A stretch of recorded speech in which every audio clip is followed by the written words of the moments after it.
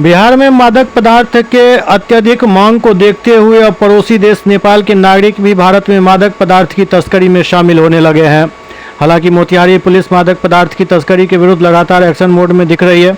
एक बार फिर आदापुर थाना पुलिस ने बड़ी कार्रवाई करते हुए 3 विदेशी नागरिकों को गिरफ्तार किया, जिनके पास से 5 लाख रुपए के मादक पदार्थ स्मैक बरामद हुआ है।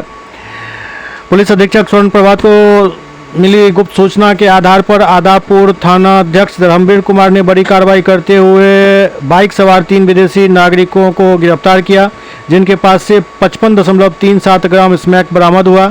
बरामद स्मैक की कीमत अंतर्राष्ट्रीय बाजार में 5 लाख रुपए बताई जा रही है।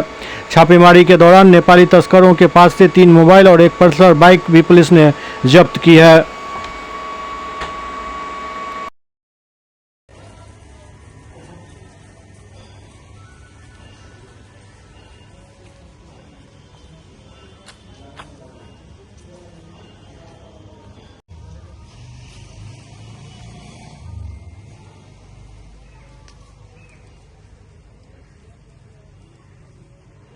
फोटो ले लो।